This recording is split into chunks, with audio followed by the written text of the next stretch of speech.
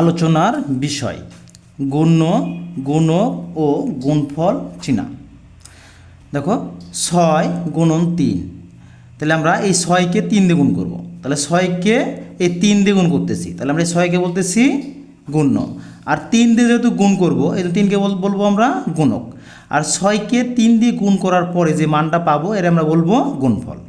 তাহলে দেখো আবার 100 গুণন 5, মান বাড়াইছে আমাদের 500। তাহলে 100কে আমরা 5 দিয়ে গুণ করতেছি, তাহলে 100কে গুণ করতেছি, তাহলে যাকে আমরা গুণ করব সেটাকে বলবো আমরা গুণ্য। তাহলে 100 হলো গুণ্য, আর গুণ করতেছি কত দিয়ে? 5 দিয়ে। যেহেতু 5 দিয়ে গুণ করতেছি এই জন্য আমরা 5কে বলবো গুণক। আর এই গুণ্যকে গুণক দিয়ে গুণ করে যে মানটা পাচ্ছি তার আমরা বলবো গুণফল। তাহলে 500 হচ্ছে আমাদের গুণফল। তাহলে এখানে দেখো 45কে আমরা এই 7 দিয়ে গুণ করবো, তাহলে 45কে 7 দিয়ে গুণ করতেছি, তাহলে 45কে গুণ করতেছি এই জন্য আমরা 45কে বলবো গুণ্য। গুণ করতেছি কত দিয়ে? 7 দিয়ে। তাহলে 7 দিয়ে গুণ করতেছি এই জন্য 7কে বলবো আমরা